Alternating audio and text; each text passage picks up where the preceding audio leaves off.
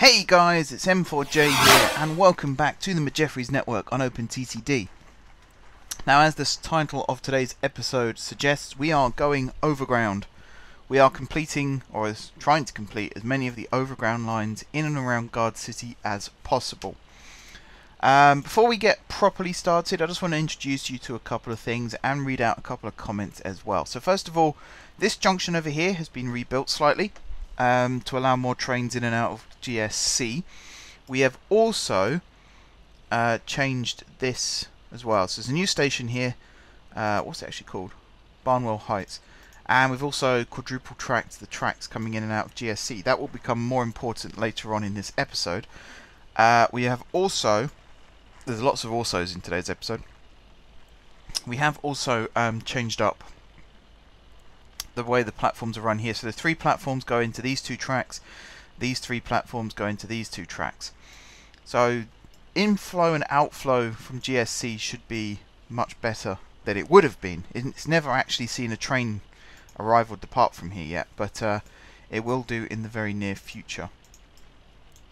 One more thing I just want to do really quickly. You're deny, just to check you are that one. Yes. If next order is then allow, and then you copy from there. This one is this station, this one is this station, and that's that done. Now this service I'm running here at the moment, it's GSG to WOV. So GSG over here in the terminating platforms, these ones here, these 8 platforms, isn't it? Yes. It runs from there round the loop, the long loop. I'm just getting up my to-do list on my screen so I can see what I'm doing. There we go. Round the loop here, following the track all the way along here, all the way around here like this, gets to here and transfers from AC to DC, carries on the 3rd rail. That shouldn't be there. That train should be moving in the near future, I believe. Yeah. I had a bit of an issue with building one of the stations, which I'll show you in just a second.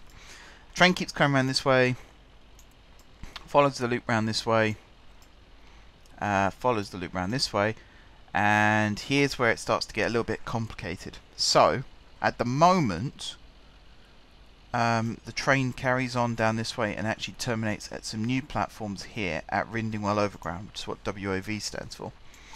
I think from GSG, I actually want the train to go off in a different direction. I kind of want it to head off this way, and maybe connect up with this line down here, or just run onto that line anyway. The other option I have is to run it down this way. Which bit am I looking at? This bit here. And then actually follow this line down this way, although I'm not a huge fan of that. I would prefer to avoid that if possible. Because I think actually that should be a GSMA line. I should, whilst I'm here, actually talk you through. Last episode, I think it was, I talked about building a new connection from Rinston Airport along this way and sort of around this side of the lake and connecting up with this main line over here. I am still a huge fan of that idea, and I will be doing that idea as soon as possible. What is that train doing? Should not be there. We're going to have to redo that. Stop that from being an issue.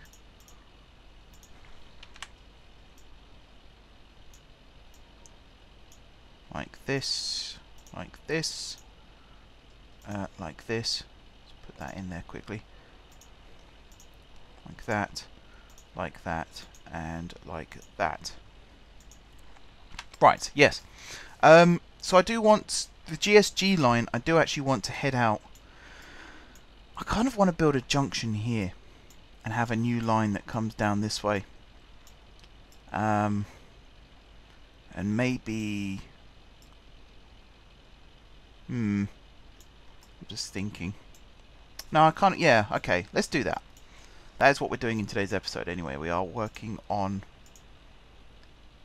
these new lines, so we might as well do that. Okay, straight line out like this. Just lower all of this down like so. So that connects up there. This one connects up like this, and then from here down like that, up like that. Big triangular junction. Now how long is that? 188. That's way too long.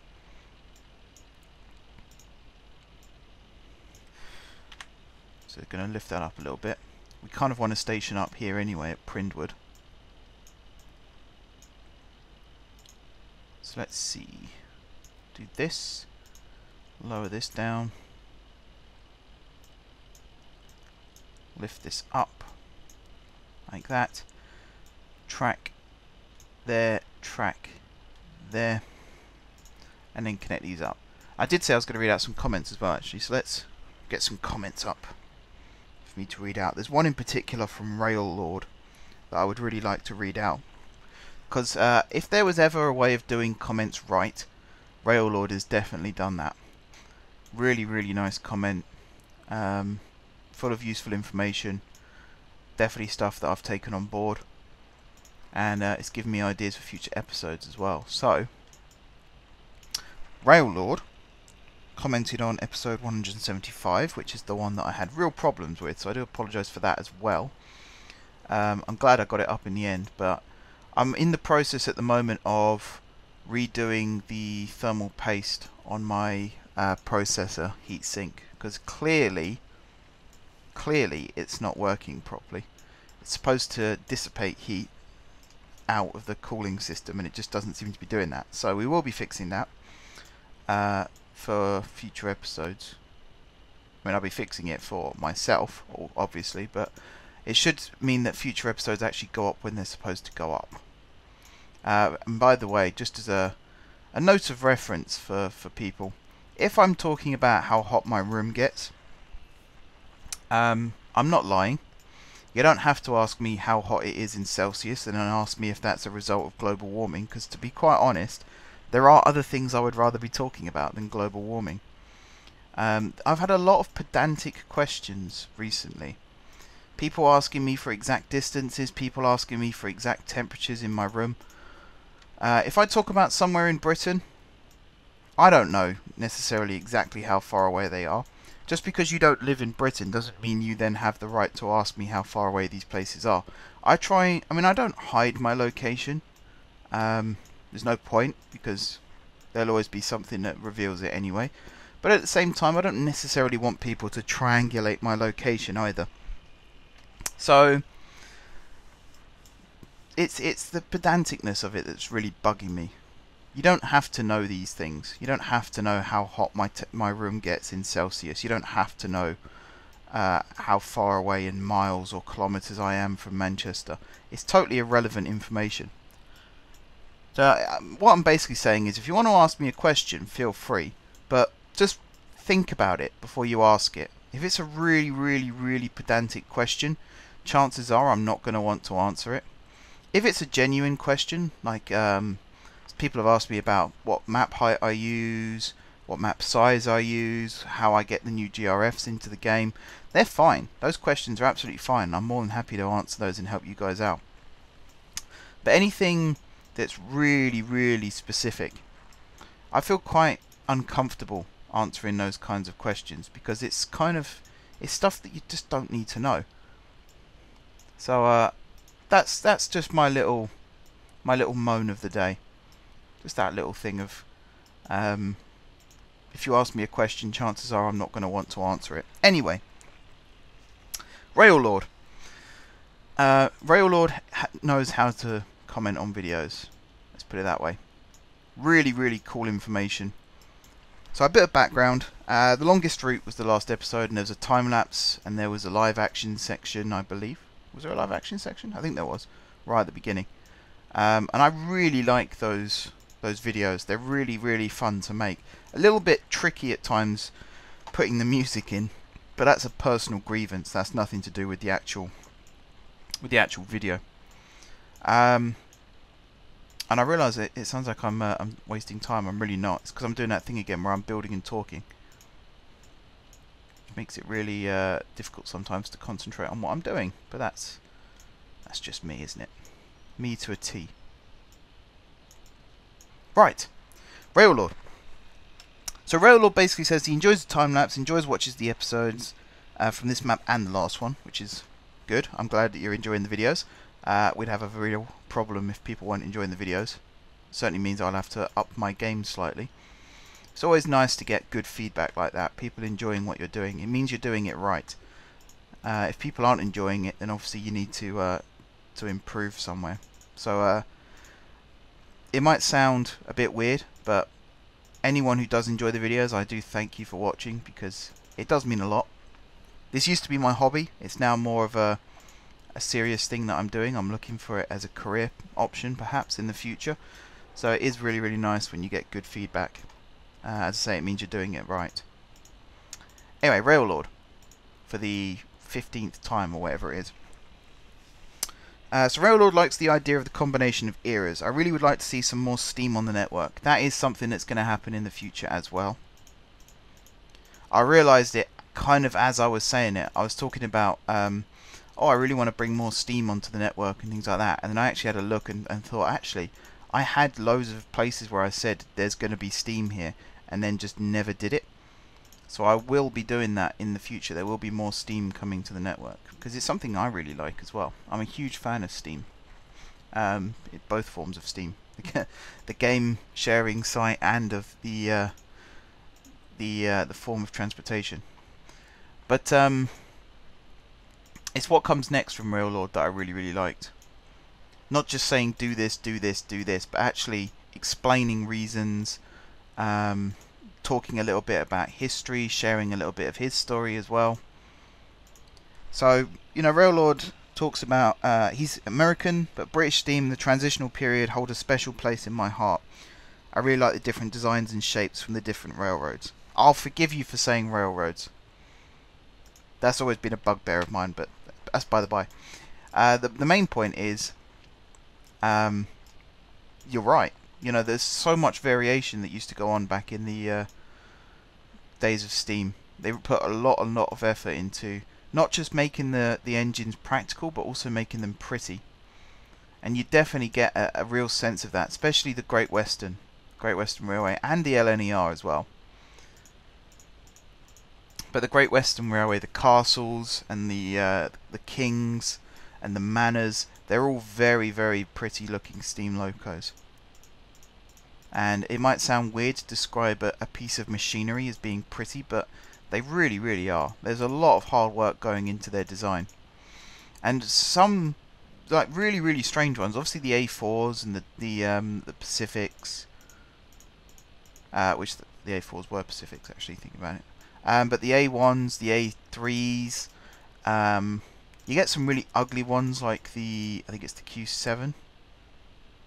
But that was a British rail design. It was designed to be built to standard parts, which is why it looks a bit ugh. But what other ones? Even ones like the panniers. The panniers are they could have been the blandest steam locos, but there's something about them that I really, really like. Same with the 3Fs, the Ginties. Horrible name. Not a big fan of the name Ginty, but the actual design I really, really like. I think that's really, really cool. What else? Well, let's focus on what Raillord goes on to say. The 7MTs, or the Britannia, that is a nice looking engine as well. What the ones I don't like, the streamlined Duchess class, I didn't like them. They're very box looking.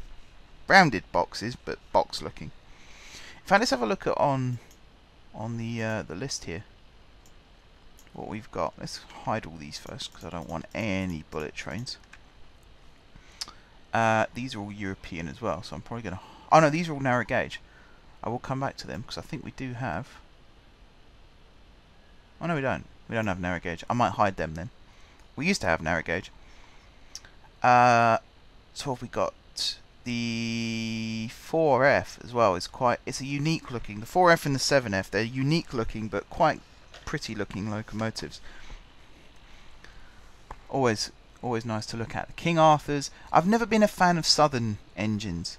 The Bullieds maybe, but the King Arthurs, they always look really short and stumpy for me.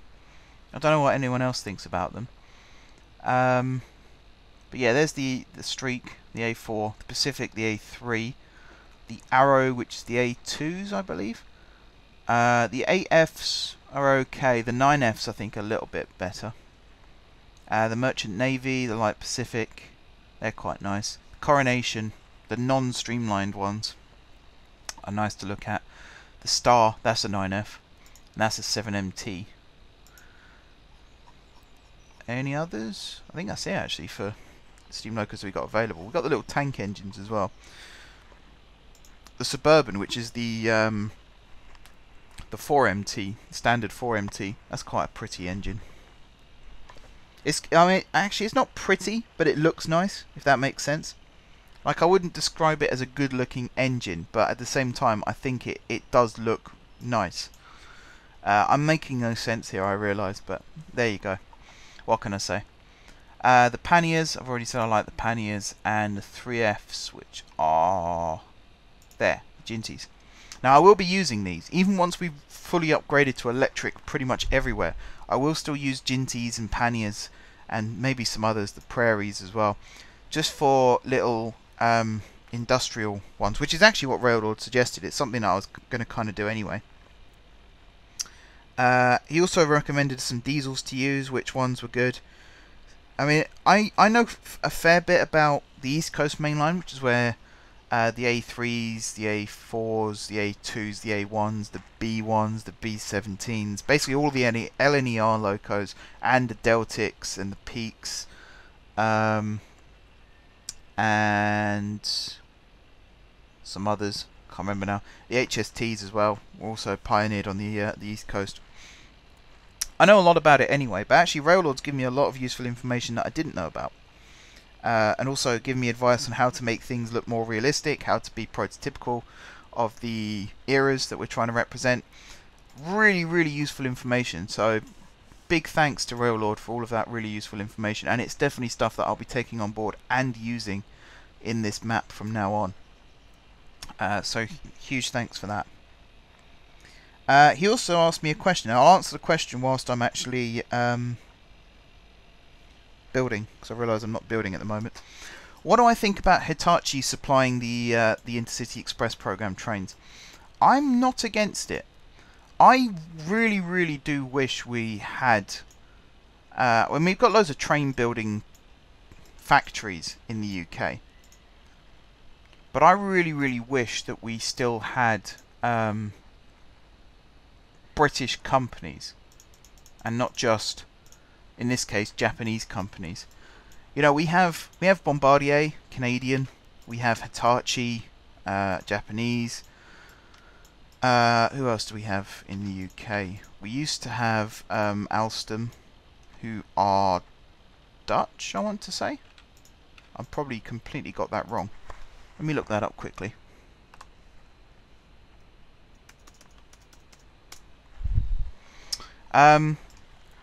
But we have loads and loads of companies from other countries with factories in the UK, and it's okay. Like, it's giving jobs to British people, and I'm never against that. I always think that that is something that should always be done. But at the same time, it is a little upsetting when I used to think of, we had companies like Hunslet, we had companies like, you know, the works at Swindon, Doncaster, Crewe, and some of them do still exist in some ways. Oh, Alstom's French, by the way. It's not Dutch at all. It is French. I think they've combined with other companies from... Yeah, they've combined with General Electric. They've combined with...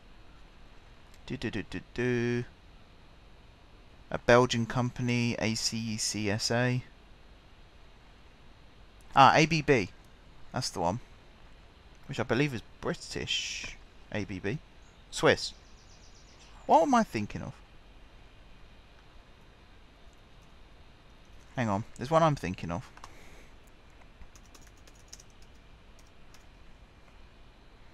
Wrong one. Oh, it is ABB I'm thinking of. Yeah. BREL is the big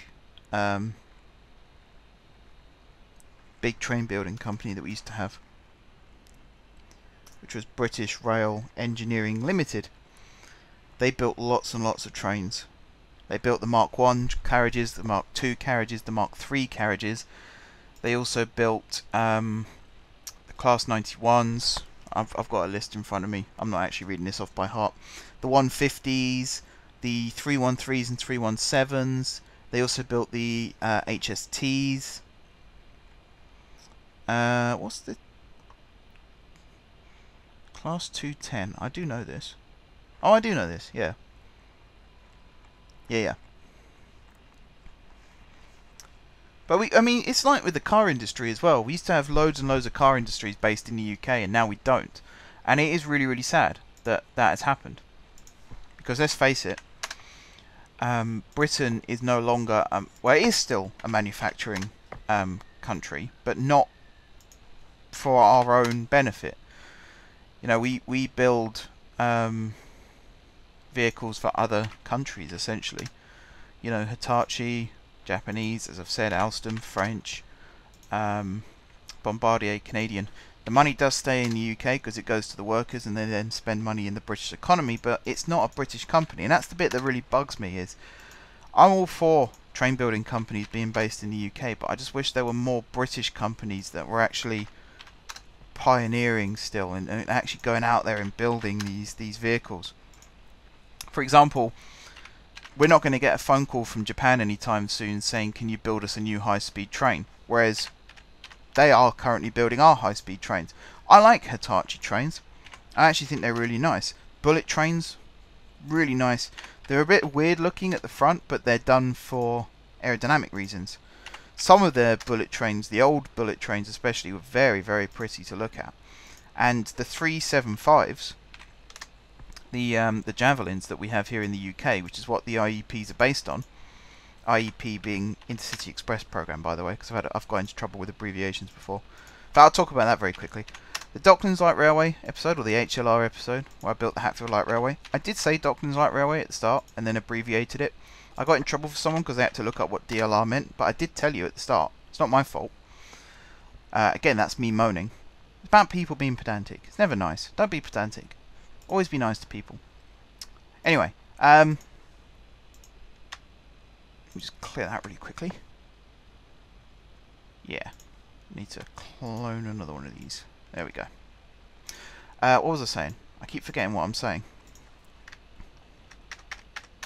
IEPs, that's the one. They're really nice looking trains, and they've really thought about them, especially the ones that are running on GWR, which is what Raillord was specifically asking about.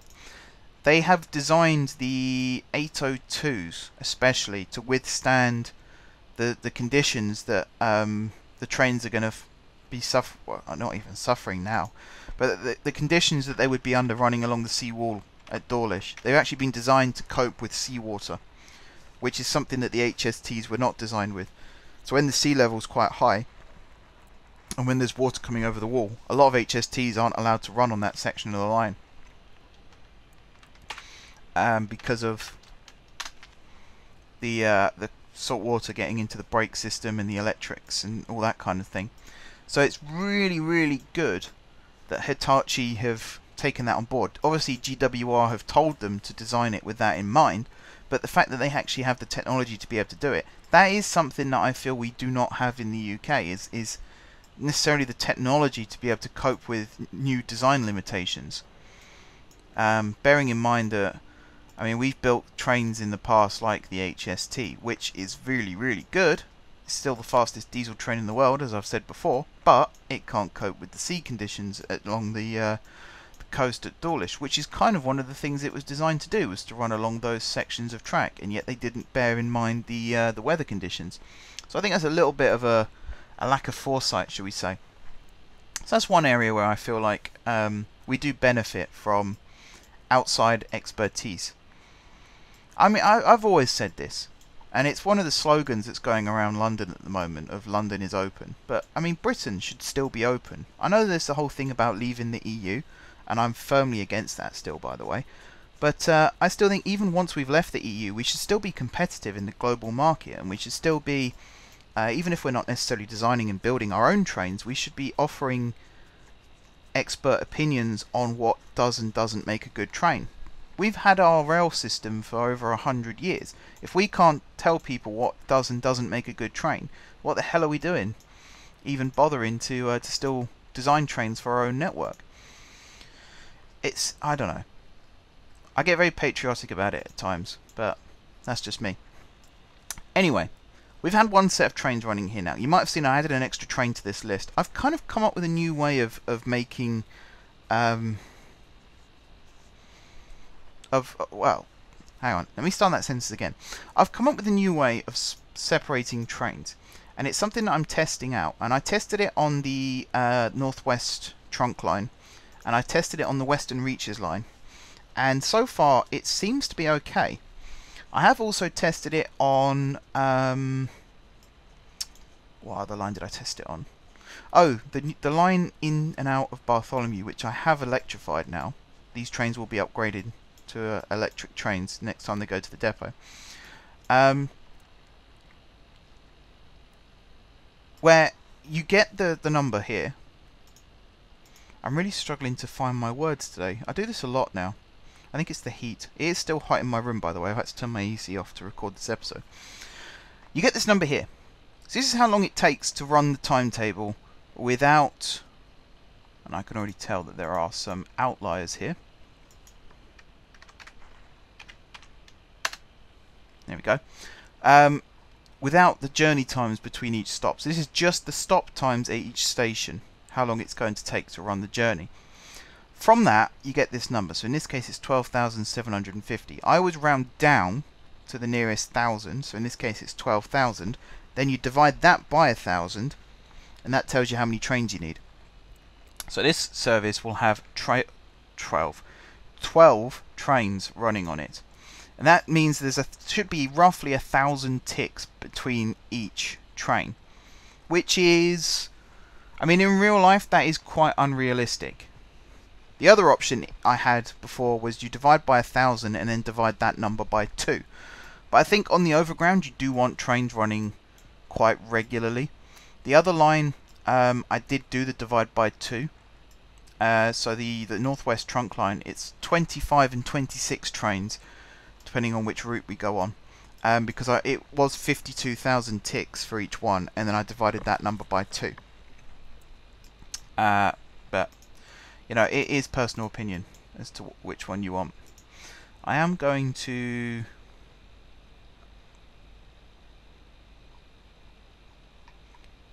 get rid of all of this. Front. Allow. Because I do want the trains to only run in one direction here. Likewise with these. I actually want it to be if they're coming in from certain directions here. But then, we'll worry about that later. I'm going to start running some trains from GSC, so you get an example as to how I actually do the timetabling now. So let's do new train. We want a train that's dual voltage. So, this one. What's the top speed of this one? 75, yeah. We have got all these trains now. We're in 2005. So we've got the Pendolinos, we've got the Electrostars, which are still 100 miles an hour. We are going to start rolling them out. We can also now start running mail trains because of the ABBs. ABB being Swiss, of course. These are the post office trains. This is interesting as well. So these are the 321s. Is it that one? No, it's that one. 313s, sorry. Now these run on the line to Moorgate, which is something that I want to talk about in a later episode, I believe. I have still got some conversation topics for this episode, by the way. So I'm going to buy this train. And we're going to give it the right number of carriages. Got to scroll a long way down now. Look at all these as well. We've got Voyager, Super Voyager. These are all brand new. With the updated version of... what's the difference between those? The updated version of UK trains. I can't remember which version exactly it is, but these are really cool. You get Royal Train as well. Look at that. That's the Royal Train. That one is an inspector train, I believe. Which I think is really cool as well. It's something that it'll never make money, but it'll look really cool to have operating on the network. Right. expand that out a little bit. What was I saying just now?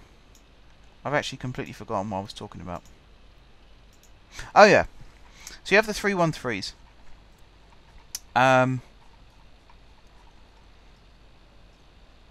Here. Then you have the 321s. Now it's the 319s that are the ones that I actually wanted, but I don't think we have them on here, which is a little bit disappointing. The 319s are the ones that run on Thameslink, and they also run on certain bits of London Midland, but Thameslink is probably where they're most well known. They're the really strange looking trains that are currently being replaced by the 700s. Now the 325, this one, it's got a very similar number configuration to the 365, the 465, and the 665, I think it is, which are the ones that run. They're the networker trains, so they run on first Great Western, or Great Western Railways it's now known, Great Northern, and Southern, I think, Southeastern, I think, are the other one. Now the 325 has the same nose cone, which is why when you see them they look very, very similar. They have the same nose cone to the networkers, but they're actually based on the 319s. So it's really weird how they did that. I'm not sure why they decided to do it like that. If you're going to base it on a specific type of train, then you should probably use the same shape for the train as well. Maybe that's just me. I don't know. Anyway. We need a waypoint here. Thinking about it. There. Okay. We're also going to rename this. We got lots of train care facilities. The original idea of just having sort of one for each part of the city and then having the trains separate once they get in. It sounds good on paper and it works in real life, but it doesn't work on here because in real life the trains only go there once a day, whereas on here they go once every end of shift, and it can get quite sort of difficult trying to route trains in and out of depots all the time when they're miles and miles away. So we're basically going to have one for each terminus station, really. Probably works best. I've also just realised that here I'm also going to have to do, if current order is this waypoint. Okay, so they go into the train care. They then come round this way, under the tunnel, into here, and then to here, and then here again, and then here, and then here.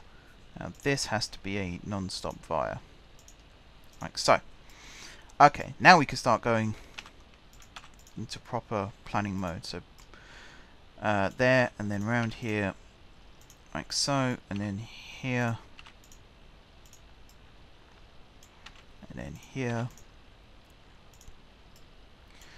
and then it basically follows the same route as the first service, except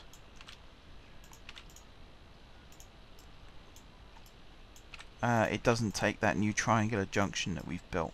It doesn't go straight on, it actually curves back up to the north, and this will go down to round to that overground station that we had. So here you go via this, and then you come round here up underneath like this, and then like this, up here like this, round this way like this, up here like so, and then finally through the tunnel there, via here twice, and then via here once. Okay, this is no loading. Whoops. This one is no loading, no unloading. This one is no loading, and this one is service. Timetable wise, 250 except at the start where it's 2,500. St. Christopher where it's 750. and Rindingwell Overground, but it's also 750. There aren't many stops on this route, I must admit, and over time it will evolve and these lines will get longer. This has been designed to connect up with this in the future. This service, incidentally, is going to be run by trains probably from GSG, thinking about it, to the terminus here and then out again, maybe. Speed limit is 30 all the way, except for here where it's 15, and in and out of Rindingwell, or into Rindingwell it's 15, out of it is not, and then also back into GSC again, and then here it's 15, and here it's 10. Autofill. Right, now this also needs 12, exactly 12, which makes me think, have I done this right? I have not. That needs to be 500. There you go. It's still 12. So we're going to do that. First of all, though, we are going to put it into a group, which is stopping GSC to WOV, and it's 12. I also forgot to put it's an EMU.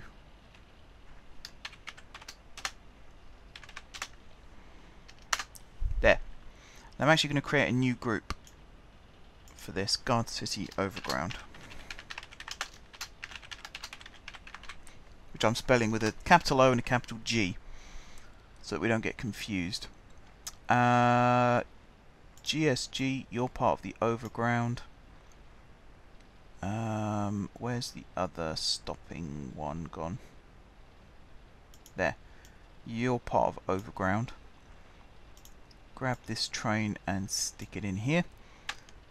2, 3, 4, 5, 6, 7, 8, 9, 10, 11, 12. What else have we got? GSG. Do I make this part of the Overground? I kind of want to. In fact, is this the one that I need to... I think this is the one that I need to have a look at your orders. Yeah, because you've still got this. Right. You are part of the Overground now, then. Grab you, bring you up here for now.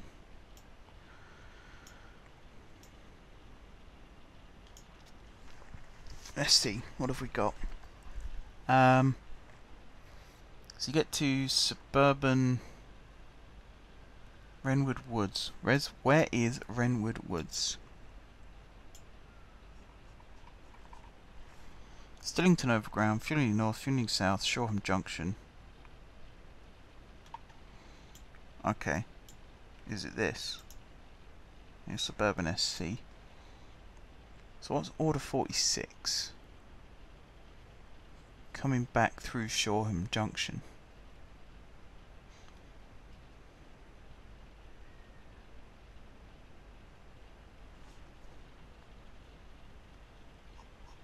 Oh, is this it goes one way or the other? I think this is it goes one way or the other. Yeah, so you either go to Garnington or you go to Great Winfield. Okay, you are just going to go to...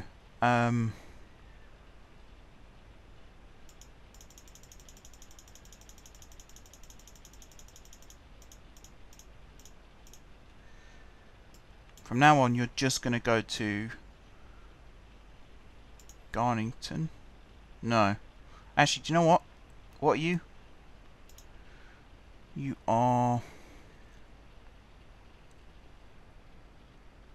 Gardcity Overground. This one. I'm going to send you all to depot.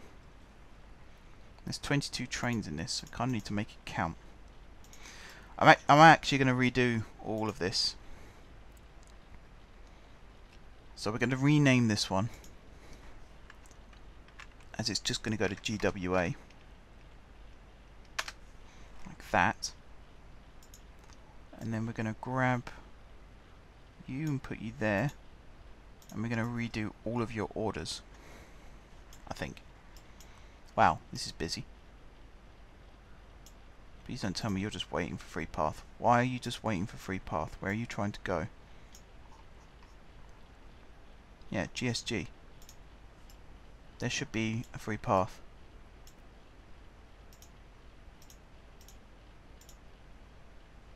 GSG Suburban Northwest.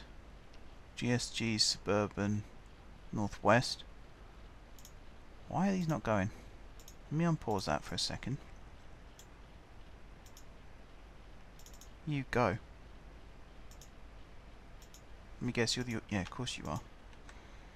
So we have to completely restart that one. I'm guessing you're the same. Yep, of course you are.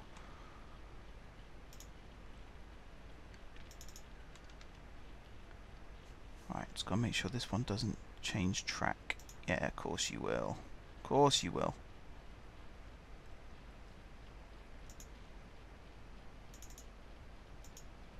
Right.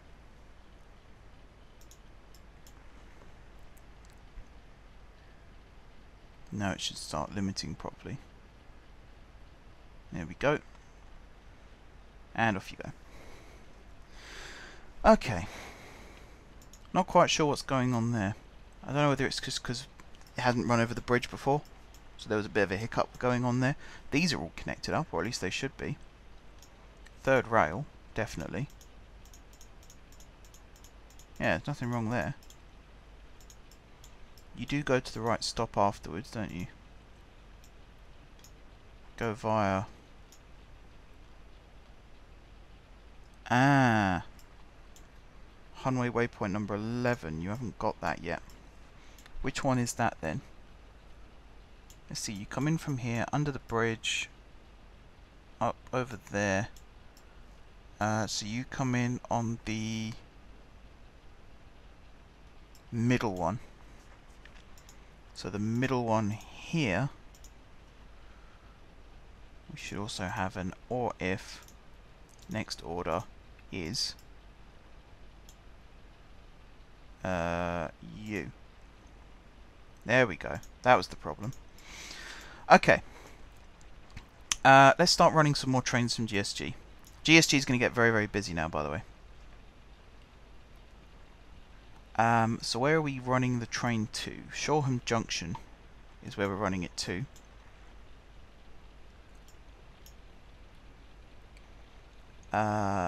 Which is there.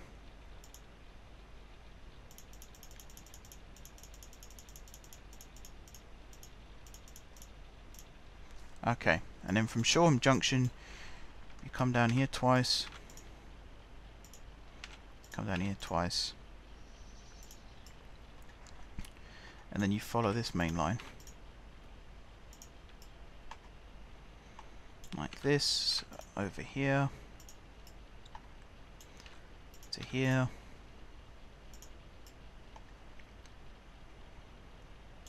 Through here. Connect up with this line. You then go down to here. Down here.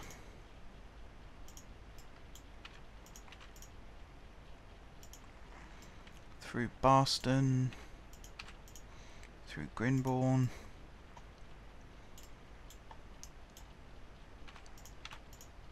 Go via Flynn Hill. That train shouldn't be there either. Where are you trying to go? If I set you up to go via there, that should fix that one.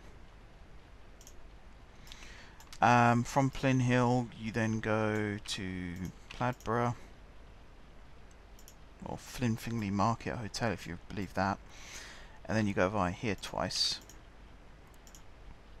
Oops. And then here. Let's drag this up really quickly. Check all of this. Looks fine to me. Timetable wise.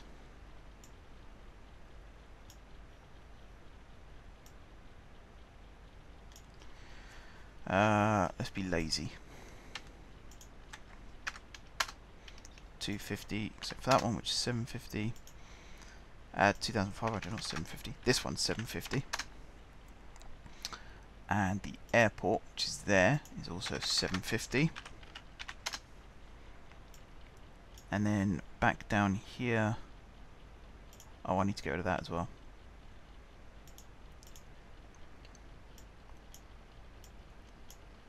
This, get rid of you. Okie dokie. Right, GSG here, it's 500.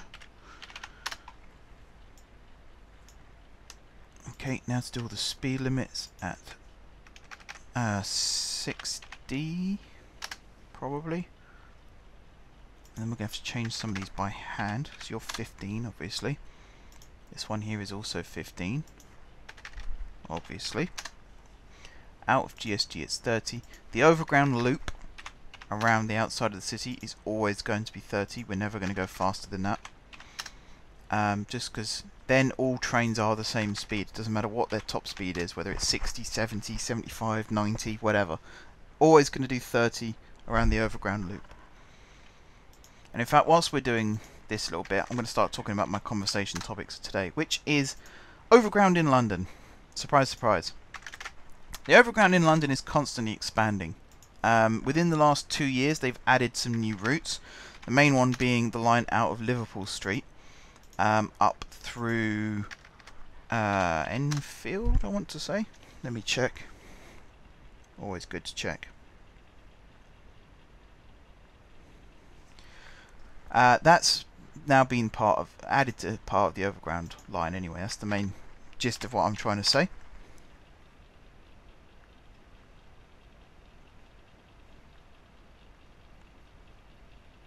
Right, Liverpool Street is there. Yeah, up through Enfield and up towards Cheshunt as well. That's now part of the overground network. There's also a little extra bit added to the overground between where is it?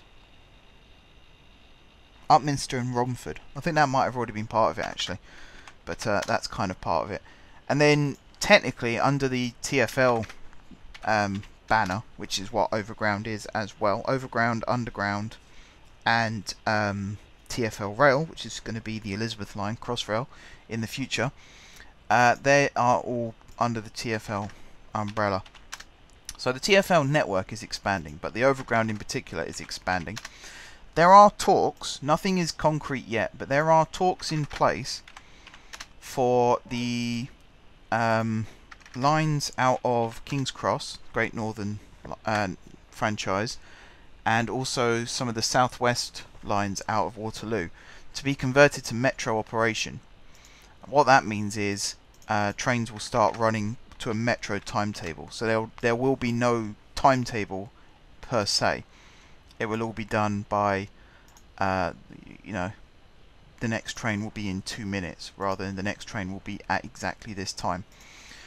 I'm kind of for that idea, especially going to and from London. It can be a little bit annoying at times when you have to wait, like you've just missed the train, the next one's in half an hour. That can be really, really annoying. So I'm all for the idea of actually having metro style operation, as long as it works. That's the main thing. If you end up with just too many trains, no one on them, they're obviously not going to do that because it wouldn't be economically viable, but that wouldn't be a smart idea. But also, just if it loses its niceness, like there is a real feeling when you go on a train that's run by a franchise. It's not like trying to get as many people on the train as possible. It's not cattle penning like you get with the underground and the overground, and I imagine it will end up happening with Crossrail as well. There's a little bit more thought into passenger comfort, making sure there are more seats than standing space, for example. And even if you do have to stand, it is kind of comfortable. It's not ideal. You hate having to stand on a train, but it's better than if you have to squeeze into an underground train. The problem with London Underground and with Overground is the trains are designed for standing first and seating second, which is why, for example, on the Overground trains they have the same horizontal seating as you get on the underground, because they're not designed with seating in mind. Seats are only there if you absolutely need them. They're trying to get as many people onto a train as possible, therefore you have to stand, because you get more people standing up. Crossrail trains are designed to carry, I think it's 1,500 people. That's a lot of people. To put that in context, Eurostar, the longest Eurostar, the E320s, the brand new ones, they can only hold 900 people sat down, and they are 18 carriages, 20 carriages long. I can't remember off the top of my head. Hella long is what they are. Way longer than the Crossrail trains, way longer than the Thameslink trains, and yet they hold less people because they're not designed with standing in mind. Every passenger has a seat on a Eurostar train. So there's a feeling of discomfort, quite literally, in me about this idea.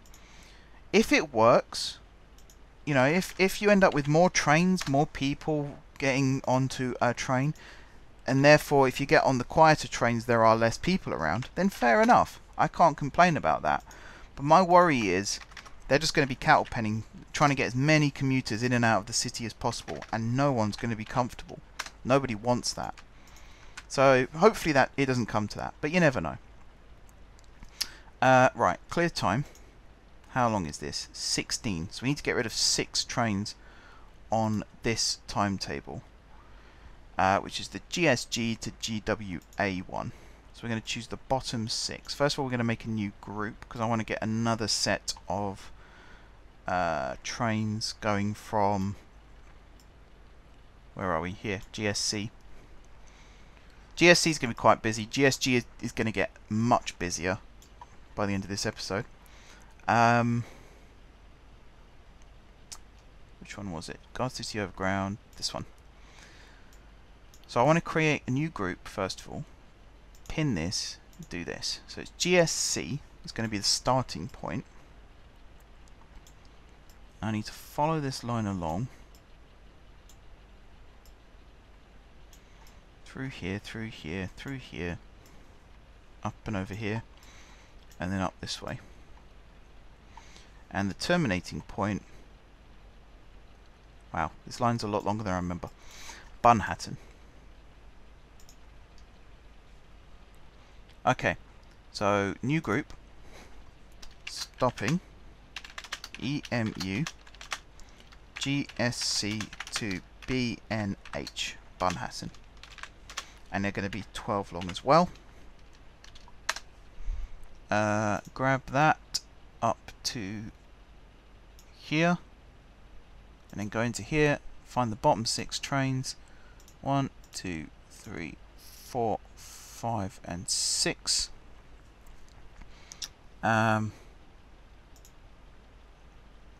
Stop sharing orders on all of these first, and then delete.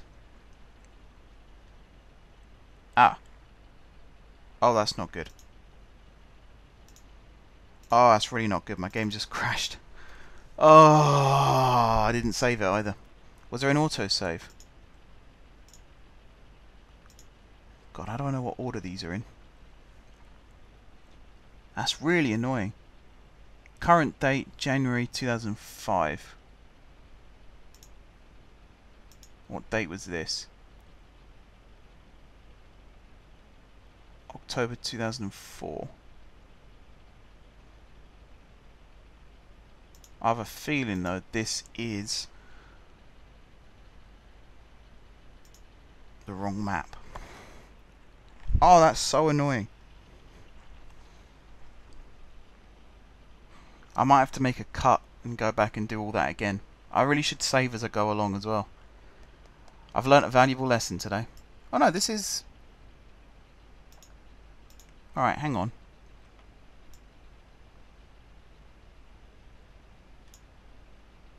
Okay. Okay. So we don't have Gardcity OverGround on this. So I might as well just load up the save that I had before I started today's episode. So I'm going to go put a cut here, and I'm actually going to get all the services running again, build that new line again. That's going to be painful.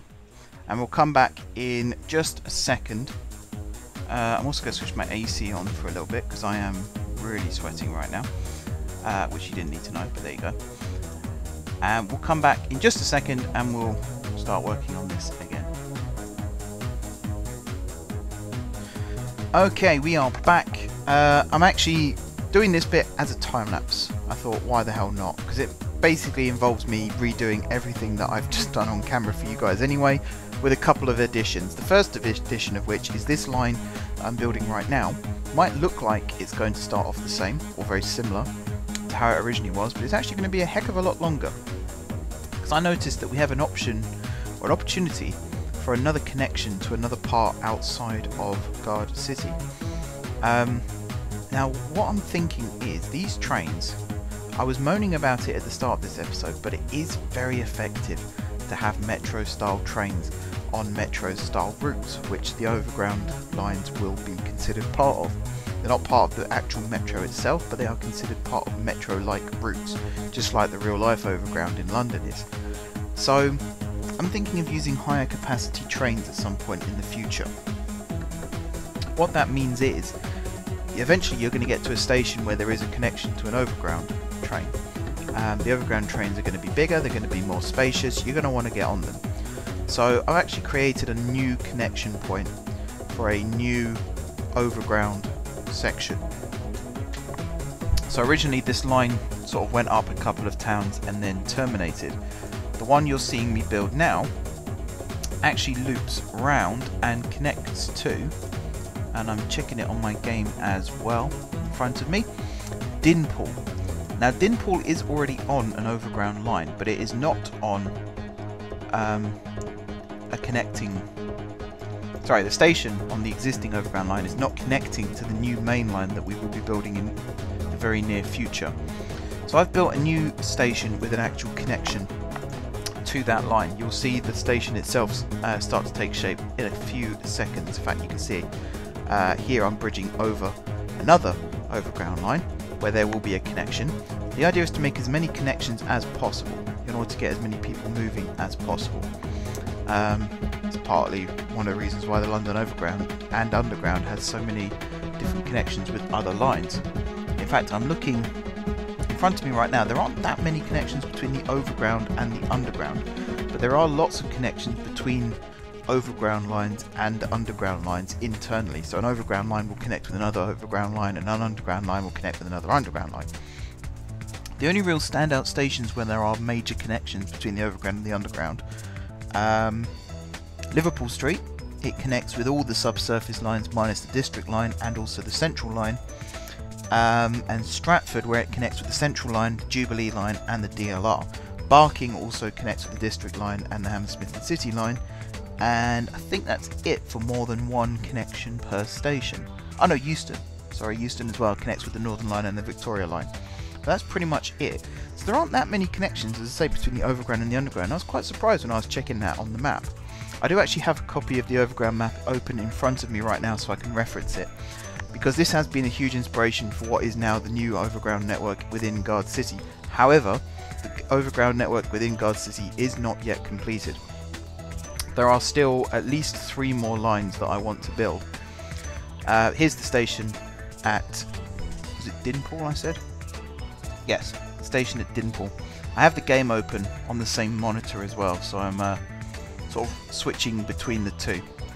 So we do have 6 overground lines by the end of this episode. 3 coming from GSG and 3 coming from GSC. Now I'm going to read out what those 3 are very, very quickly. You will see me building them in a second. Let's start with the GSC one, shall we? So from GSC we have one line that goes to, where are we? Over here. I know you can't see what I'm doing, but over here at Rindingwell Overground. GSC to Rindingwell Overground. Originally I think it was GSG to Rindingwell Overground, now it's GSC. We also have a line going from GSC, which is Gardcity St Christopher, by the way, because I know I get in trouble for abbreviating things. GSC to Great Winfield Airport. Yep, Great Winfield Airport, where it connects up with the South Bank line and also the Great Western line. and also from GSC to BN8, which is the overground line that we built a long time ago now, coming north out of Gardcity using the overhead electrification, which I think was the one that I was doing on camera when the game decided to crash. But BNH, I'm just following the line all the way up, is Bunhattan. And we have a service running there as well. So they're the GSC trains. There will be more trains running perhaps from GSC in the future, but at the moment those are the 3 services. From GSG we have the following. We have a service to, again, Great Winfield Airport. Now the reason why there's 2 services that run to Great Winfield Airport, one runs via Shoreham Junction, the existing route that we had, the first route that we had that goes all the way down, connects up the South Bank line and curves around towards Great Winfield. The second one is the overground line that we built branching off just to the north of St. Peter, and then follows the Great Western Main Line down for a way to the west, and then connects up with the other suburban line and then the South Bank line, and then goes towards GWA. So the line out of GSG takes the original route, the line out of GSC takes the Great Western route. We also have the line between GSG and Dinpool, which again goes via Shoreham Junction. Or does it? No, it doesn't. What am I talking about? Sorry, it doesn't go via Shoreham Junction. It goes via Stillington Overground. That's the one, where the junction is that goes towards Shoreham. So that basically follows the southern end of the loop and then heads straight on across that triangular junction that you saw me build right at the start. And the third line from GSG goes up to Brendington via the north side of the loop. So it goes up via Gart Hill, Lay Hill, where it connects up with the Hatfield Light Railway. Follows the original loop permanent way, and then terminates currently at Brendington, but I will extend it in the future so that it will continue round the loop via Shoreham Junction and then off down that suburban line that we have off to the east, which I think is the one that connects up with the Dinpool line. Yes, it is. At Nudhall? I don't know how to pronounce it. I'd say Nudhall. Why not? And it terminates at Slanningwell, which you won't see on screen, but it does terminate there. So why am I doing this? Because I said a few episodes ago about if you're going to have a loop, then have a loop. Don't just split it up. And the reason I was talking about that is because the circle line is no longer a circle, it's a spiral, and the overground loop isn't a loop. For example, what I mean by that is trains start at Clapham Junction, but no matter which way you go, if you go anti-clockwise, you can only go as far as Highbury and Islington. And if you go clockwise, most services that start at Clapham only terminate at Willesden Junction. Those that do carry on go to Stratford. So you do go via Highbury and Islington still, but you still have to change train. And in fact, saying that, I know for 99% sure that no train from Clapham Junction actually goes to Stratford. The trains that go to Stratford are the ones that originate at Richmond. The overground, let me just switch my screens back so I can make sure that I'm not talking over the end of the video. The overground is split into lots of different lines, and even looking on the map, it's not 100% clear just which line goes where. Obviously you can see that you know, Richmond's connected to Stratford, but you don't know that every train that goes from Richmond goes to Stratford. For example, Clapham Junction's also joined to Stratford, but they don't go there. Any other example? Well, another example, this is one that I genuinely don't know. West Croydon, Clapham Junction, Crystal Palace and New Cross are all terminus stations on the line between Highbury and Islington and those 4 places. Now I'm not 100% sure if you can get a train from any of those 4 stations and it will take you to Highbury and Islington. I don't think they do. I think they terminate other places, but I'm not sure where. And by the way, if you're going to comment on this video and tell me, don't just look it up on Google and tell me, because I could do that. Actually, if you know it off by heart, then you can tell me. I'm getting a bit tired of people claiming that they know it when I know they've just spent 30 seconds looking that up on Google beforehand. You know who you are, those people. You know, I could do that. I'm genuinely trying to stimulate some conversation, which is why I'm not doing that. It's not because I'm lazy, it's because I'm proactive, let's say. So I would like to know, mainly because when I'm next in London, I'd like to know another route in order to get around. But can you get on a train from West Croydon to Highbury and Islington? can you get on a train from Clapham Junction to Highbury and Islington? I think that one you can do, but the West Croydon one is the one I'm interested in. Also, Crystal Palace and New Cross, are they also straight direct to Highbury and Islington, or do you have to change train? Anyone who lives in that part of London will know this answer, so feel free to comment and let me know. But as I say, don't just look it up on Google and tell me, because chances are by the time this video goes out I probably would have done that anyway. So stimulate the conversation, don't try and be a smart aleck, because that won't get you anywhere on my videos, I'm afraid. I don't like shooting people down, but I'm quite happy to shoot people like that down. Anyway, Cheshunt and Enfield Town, that's kind of what I was saying earlier on in the episode, they connect up to Liverpool Street, and Chingford also connects to Liverpool Street. I think that is the newest part of the OverGround network. You also then have the Watford DC line, so Euston to Watford Junction. Finally, actually, did I mention? No, I didn't mention. Gospel Oak to Barking on the Gospel Oak to Barking line, the Goblin line. Not a big fan of that name. It works. It's a sort of mutilated abbreviation, shall we say? Because if it was just an abbreviation, it would be GAB or GOAB. Gospel Oak and Barking. I don't know. Anyway, it's Gospel Oak to Barking line is called the Goblin line. And then finally we have the Romford to Upminster little connection. Only 3 stations on the link.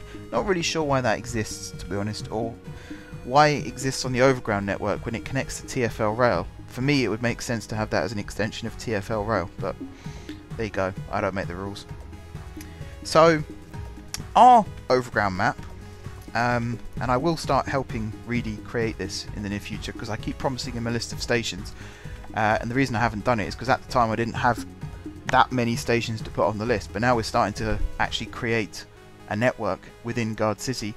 I will start creating that list for you, really, if you are still watching, and if you are still happy doing the map, of course. If you're not, then by all means let me know. But once we do get the map created, you will notice that we have a very similar kind of setup.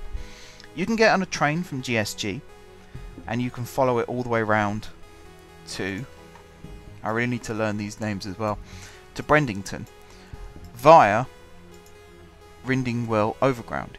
And you can change train at either of those stations and continue the loop all the way around to GSC. Or you can continue it round as far as, let's say, Genford West, because that happens to be where it converts from DC to AC.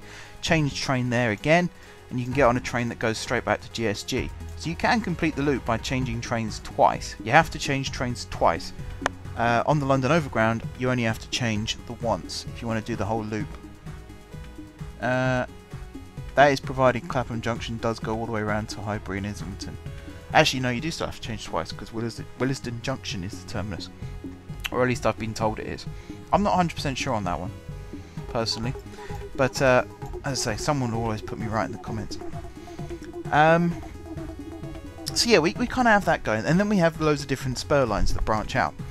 We are going to add some more lines to the network. For example, GSG to Flame Junction, using one of the third rail connections that I've built. One of the many third rail connections that I've built in the past in order to keep the trains running. That's going to be one of them. That's going to be added. That's going to be our version of the Watford DC line. So even though we've got our equivalent of Thameslink trains running in from the northwest corner of the map, we are still going to have trains using the DC connection between GSG and Flame Junction as well, because it does connect up with other stations that the northwest line doesn't. I am tempted to use Northwest Trunk as the name of that main line, but we will revisit that in the future, because it could still change. But I will let you know about that if and when it happens. Flame, by the way, is becoming quite a nice large town now, and their local authority absolutely loves me. So that's always good news. But yeah, we're going to start getting trains running from there at some point in the future. We are also going to have trains running from GSMA onto the suburban line that runs to the south of Shoreham Junction. So you've got one that goes off to the west, one that goes to the east. The centre one is the south one. We're going to have trains running on that line as well, that are going to be part of the OverGround network. We're also going to get trains running on the eastern line. Again, that might end up being an extension of the line that currently terminates at Brendington, because I'm not happy with those terminating platforms at Brendington. I would prefer to actually change those. And other ones, maybe a line that runs alongside the Great Eastern Main Line, because we have kind of got that little connection that freight trains currently use, so I'm tempted to upgrade that as well. Apart from that, maybe one that just runs out northwest from GSC via a connection just before Barnwell Woods, which is the one station sort of on that little turn just to the northwest of GSC. Maybe trains running from there as well, out to the west from there, terminating somewhere, little town maybe just outside. I'm just having a look on my map. There isn't that many options, to be honest. I think that'd be it for the OverGround network. There's a lot there. There's a lot of options for even taking existing main lines and downgrading them to Metro, or upgrading them to Metro, depending on which way you look at it. There's always that option as well. The main thing is we're keeping our options open. That's one of the key things that I've learned from these maps. If anyone wants to ask me what the one thing I've learned the most from this series, from the very first map right up to this one, is don't just build something and say that's it and never change it. Always be willing to upgrade it, always be willing to change it, always be willing to change your mind, improve things, change things from one thing to another. For example, the old Metro service that went up the DC lines, the Flynn DC lines I suppose we can call them now. I always just had that in my head that it was always going to be that, and trains from there will always run to the south. Not anymore. Trains don't do that anymore. The trains that do run through Gardcity are now the ones that run all the way up from Sunnington all the way down to Fort Flunwood. And in fact there is still one more connection there that we haven't yet done. It won't be from Sunnington, it'll be from one of the other main stations, but there is that little 2-track main line that runs from the centre rail platforms at GSMA through down to Shoreham Junction. They do currently run as two express tracks that go through the centre of Shoreham Junction, and I might keep them that way actually. That probably will work best, and actually have them run as express trains. So currently the line via centre rail is the longest route on the network. It could well still be, because I can't imagine, again I'm looking at the map, I think it'd be a bit optimistic starting it from Flynn, but if I go up to the next main station, which is Drunnington and Tenfing Bridge, I could see trains running from there, starting from there, and then going through the centre of Gardcity via Guard Lake, and then running as express trains on that southern line. Because they then are considered express services on that section of the line, the trunk line is still going to be considered the longest on the network, because I said it was the longest non-express service on the network, and I stand by that. It still is. And I'm being very, very picky and pedantic, I know, but what can I say? Anyway, we are getting very, very close to the end of the episode. I'm keeping a good eye on this, making sure I try and hit the mark this time. I'm going to give you a little spoiler as for what's going to happen next episode. You can always check out the to-do list in the description anyway and spoil yourselves if you wish. If you don't wish to do that, and you don't want to know what the next episode is, then I suggest you cover your ears now. But what we are going to do is we are going to work on some food, and we're going to work on some more livestock. We're going to get our freight network up and running, and we're going to be doing that for the next couple of episodes. The next 2 episodes are going to be freight based, and then we're going to go back to passenger lines. So until then guys, thank you very much for watching. Don't forget to leave a like if you enjoyed the video, and of course if you enjoyed the series. Drop some comments down below with ideas for future episodes. If you haven't already subscribed to the channel, be sure to hit the subscribe button. If you have already subscribed to the channel, thank you guys for your continued support. As I say, next time it's going to be food and livestock, and probably with a witty title for the video as well. But until then, and until next time, I will see you soon.